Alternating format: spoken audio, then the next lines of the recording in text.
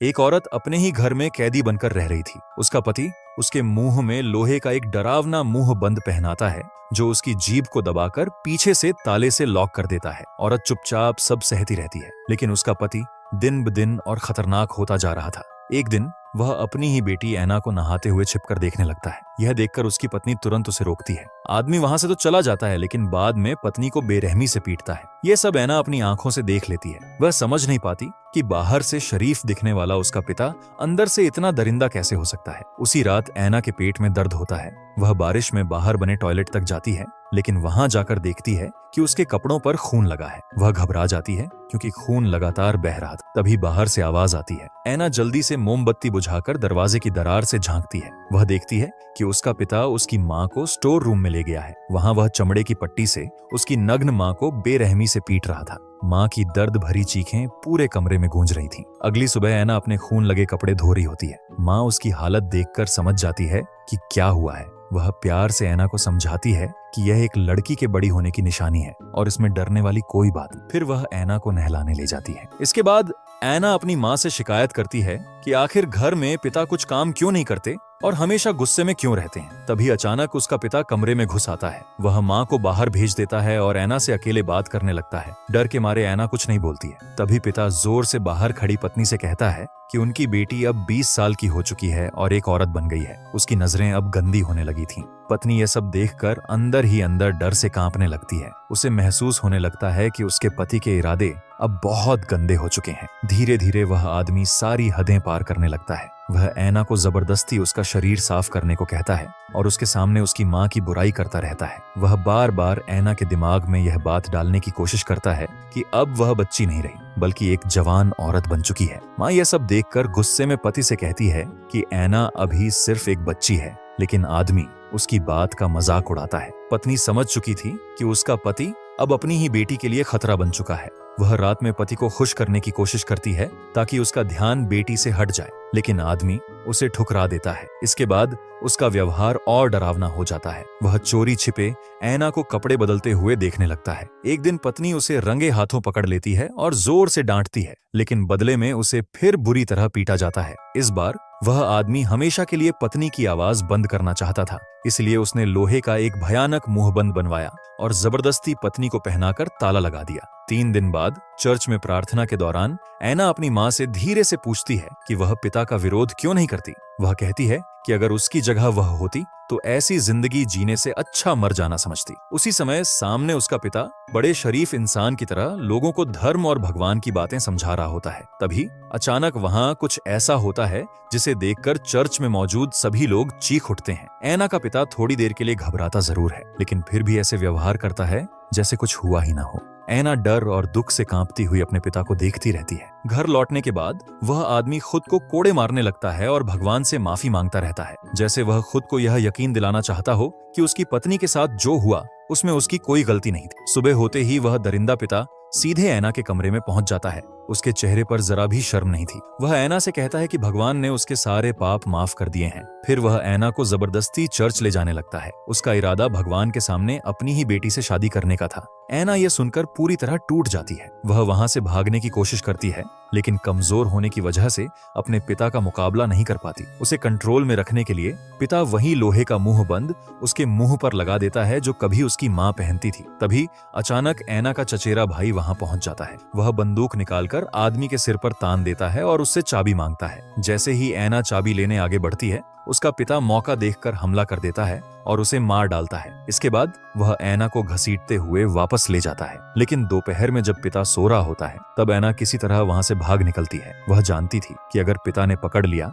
तो उसकी जिंदगी खत्म हो जाएगी, इसीलिए वह बिना रुके भागती रहती है। भागते भागते उसकी हालत खराब हो जाती है और आखिरकार वह रास्ते में बेहोश होकर गिर पड़ती है। जब उसकी आंख खुलती है तो सामने 3 लोग उसे घूर रहे होते हैं। एक औरत उसे होश में देखकर अपने पति को बुलाती है। ऐना को लगता है कि अब वह सुरक्षित है, लेकिन असल में वह एक और मुसीबत में फंस चुकी थी। वे लोग उसे एक शराब खाने में बेच देते हैं। वहां छोटे छोटे कपड़ों में घूमती औरतों को देखकर ऐना डर जाती है। शराब खाने का मालिक उसकी कम उम्र देखकर उसे ग्राहकों के बीच काम नहीं करवाता, बल्कि इधर उधर छोटे काम करने के लिए रख लेता है। एक दिन एक शराबी आदमी ऐना को पकड़ लेता है और उसके साथ गलत हरकत करने की कोशिश करता है। तभी वहां मैरी नाम की लड़की पहुंचती है। वह कहती है कि वह खुद उस आदमी के साथ चली जाएगी, लेकिन शराबी नहीं मानता। वह जबरदस्ती ऐना को दबाने लगता है। तभी मैरी बंदूक निकालकर उस आदमी को गोली मार देती है। इस घटना से पूरे इलाके में हंगामा मच जाता है। शराब खाने का मालिक लोगों का गुस्सा शांत करने के लिए मैरी को सबके सामने मौत की सजा देने का फैसला करता है।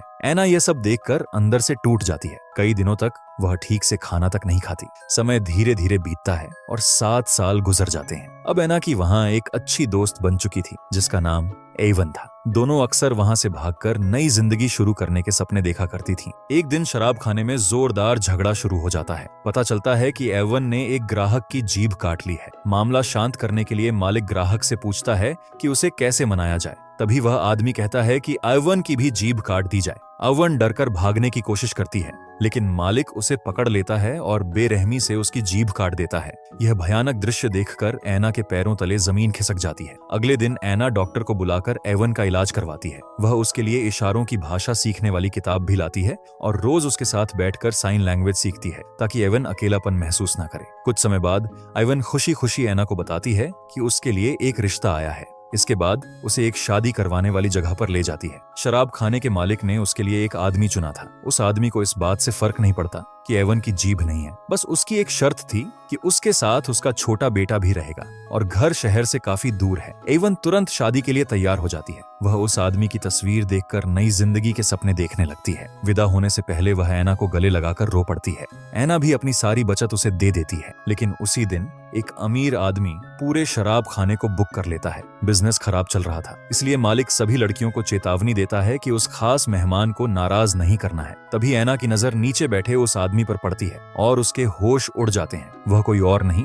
बल्कि उसका अपना पिता था। उसने खास तौर पर ऐना को अपने कमरे में बुलाया था। डर से कांपती हुई ऐना कमरे में जाती है। आदमी धीरे धीरे उसकी गर्दन पर 2 तिल को छूता है और समझ जाता है कि यही उसकी भागी हुई बेटी है। फिर वह उसका नकाब हटाता है। अपने पिता को देखकर ऐना डर से कांपने लगती है। आदमी गुस्से में कहता है कि वह इतने सालों से उसे ढूंढ रहा था। जब ऐना उसके साथ जाने से मना करती है तो वह बेल्ट निकालकर उसे मारने लगता है। ऐना जोर जोर से मदद के लिए चिल्लाती है। तभी एवन वहां दौड़कर आती है। वह बिना डरे उस आदमी पर चाकू से हमला कर देती है, लेकिन वार जानलेवा नहीं होता। गुस्से में पागल पिता तुरंत एवन को मार डालता है। इसके बाद जैसे ही वह ऐना की तरफ बढ़ता है, ऐना पूरी ताकत लगाकर उसे धक्का दे देती है। फिर तुरंत पास पड़ा चाकू उठाकर उसके सीने में घोंप देती है। कमरे में हर तरफ अफरा तफरी मच जाती है। स्थिति संभालने के लिए ऐना एक खतरनाक फैसला लेती है। वह चाकू अपने पिता के हाथ में पकड़ा देती है ताकि ऐसा लगे जैसे सब कुछ लड़ाई में हुआ हो। इसके बाद वह एवन के कपड़े पहन लेती है और पूरे कमरे में आग लगा देती है। अब ऐना अपनी पुरानी जिंदगी हमेशा के लिए खत्म करना चाहती थी। वह एवन की जगह उसकी नई जिंदगी अपनाने का फैसला करती है ताकि कोई उसे पहचान न सके। वह एक डॉक्टर के पास जाकर खुद अपनी जीभ कटवा देती है। इसके बाद वह उस आदमी से शादी कर लेती है जिससे एवन की शादी होने वाली थी। धीरे धीरे उसकी जिंदगी बदलने लगती है। उसके पति की पहली पत्नी का एक बेटा पहले से था और बाद में ऐना की एक बेटी भी हो जाती है। काफी समय बाद पहली बार उसे लगता है कि शायद अब उसकी जिंदगी सामान्य हो चुकी है, लेकिन उसकी खुशियां ज्यादा समय तक नहीं टिकती। एक दिन ऐना अपनी बेटी को लेकर चर्च जाती है। वहां मंच पर खड़ा पादरी देखकर उसके पैरों तले जमीन खिसक जाती है। वह कोई और नहीं बल्कि उसका वही पिता था जिसे वह मरा हुआ समझ चुकी थी। ऐना डर से कांपने लगती है, लेकिन अपने पति के सामने खुद को सामान्य दिखाने की कोशिश करती है। तभी चर्च में एक गर्भवती औरत की हालत खराब हो जाती है। ऐना गांव की दाई का काम करती थी, इसलिए वह तुरंत उसकी मदद करने पहुंचती है। डिलीवरी के दौरान जब वह ऊपर देखती है तो उसका पिता लगातार उसे घूर रहा होता है। ऐना डरकर बाकी लोगों को कमरे से बाहर भेज देती है। बच्चे का एक हाथ बाहर आ चुका था, लेकिन उसका सिर फंस गया था। मां की जान बचाने के लिए मजबूरी में ऐना को बच्चे की बलि देनी पड़ती है। उसी रात बाहर कुछ आवाज सुनाई देती है। ऐना डरते हुए बाहर निकलती है, लेकिन अचानक दीवार के पास सिमट जाती है। दरअसल उस गर्भवती औरत का पति जॉर्ज शराब पीकर बदला लेने आया था। वह अपनी पत्नी के बच्चे की मौत के लिए ऐना को जिम्मेदार मान रहा था। तभी अचानक ऐना का पिता वहां पहुंच जाता है और खुद को धार्मिक आदमी दिखाकर मामला शांत कर देता है। इसके बाद ऐना का पति उसे घर बुलाकर धन्यवाद देता है। ऐना डर के मारे छिपकर देखती रहती है। जब उसका पति ऊपर किसी काम से जाता है, तभी पिता धीरे से कहता है, मुझे पता है तुम यहीं हो। फिर वह ऐना की बेटी का नाम लेकर उसे धमकाता है। अब ऐना समझ चुकी थी कि अगर उसने कुछ नहीं किया तो उसकी बेटी भी उसी नरक में फंस जाएगी जिससे वह खुद भागी थी। इसलिए वह अपने पति से वहां से दूर जाने की बात करती है। परिवार की सुरक्षा के लिए दोनों एक नई जगह जाने का फैसला कर लेते हैं। अगले दिन उसका सौतेला बेटा भेड़ों को चारा देने जाता है, लेकिन सारी भेड़ें मरी पड़ी थीं। उन्हें शक होता है कि यह काम जॉर्ज ने किया है। एना का पति बंदूक लेकर उससे बात करने निकलता है। एना अपनी बेटी की आंखों पर कपड़ा बांध देती है ताकि वह यह डरावना दृश्य न देख सके। खुद एना बाहर जाकर मरी हुई भेड़ों को देखने लगती है। तभी अचानक दरवाजा बंद हो जाता है। एना को खतरे का एहसास होता है। वह बाहर निकलने की कोशिश करती है, लेकिन तभी दूर उसे अपना पिता उसकी बेटी को ले जाते हुए दिखाई देता है। बेटी को साफ देखने के लिए वह ऊपर चढ़ने लगती है, लेकिन वह अचानक गिरकर बेहोश हो जाती है। जब उसे होश आता है तब तक उसका पति वापस लौट चुका होता है। वह बताता है कि जॉर्ज गांव छोड़कर जा चुका है, लेकिन एना को किसी और बात की चिंता थी। वह सिर्फ अपनी बेटी को ढूंढना चाहती थी। रात में उसकी बेटी सुरक्षित वापस आ जाती है। एना उससे पूछती है कि वह पूरे दिन कहाँ थी। बच्ची जवाब देती है, पादरी अंकल कह रहे थे कि तुम बुरी औरत हो, तुमने किसी को मारा है और अब वो तुम्हें सजा देंगे।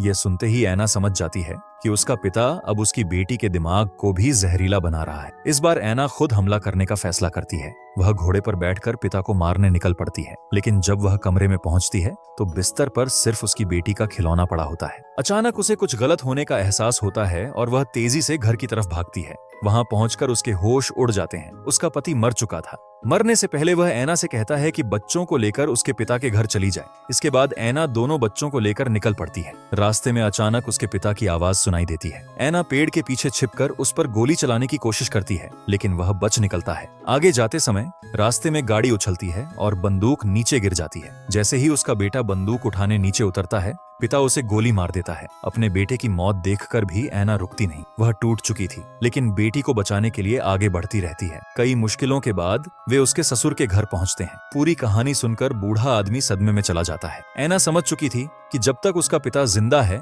तब तक उसकी जिंदगी कभी सुरक्षित नहीं होगी। इसीलिए वह बेटी को सुरक्षित जगह छिपाकर खुद बंदूक लेकर दरवाजे पर बैठ जाती है। कुछ देर बाद उसका पिता वहां पहुंच जाता है। वह एना को धमकाता है कि वह उसकी बेटी को भी औरत बनते हुए उसकी आंखों के सामने देखेगी। यह सुनते ही एना घबराकर बेटी को देखने दौड़ती है, लेकिन अंदर पहुंचते ही देखती है कि उसका ससुर मारा जा चुका है। वह तुरंत बेटी को लेकर भागने लगती है। खिड़की से बाहर निकलते समय उसका पिता उसे पकड़ लेता है, लेकिन इस बार एना हार मानने वाली नहीं थी। वह पूरी ताकत लगाकर खुद को छुड़ाती है, फिर पास रखा मिट्टी के तेल वाला लैंप उसके ऊपर फेंक देती है। अगले ही पल वह बंदूक उठाकर अपने पिता को गोली मार देती है। आखिरकार वह उस शैतान से हमेशा के लिए छुटकारा पा लेती है जिसने उसकी पूरी जिंदगी बर्बाद कर दी थी। 1 साल बाद एना अपनी बेटी के साथ शांत जिंदगी जी रही होती है, लेकिन तभी पुलिस वहां पहुंचती है। उनके पास एना के नाम का वारंट था। असल में शराब खाने के मालिक की हत्या एवन ने की थी, लेकिन अब एना उसकी पहचान में जी रही थी, इसीलिए कानून के हिसाब से उसे वही सजा भुगतनी थी। एना आखिरी बार प्यार से अपनी बेटी को देखती है, फिर बिना कुछ कहे झील की तरफ बढ़ती है और उसमें कूदकर अपनी जिंदगी खत्म कर देती है।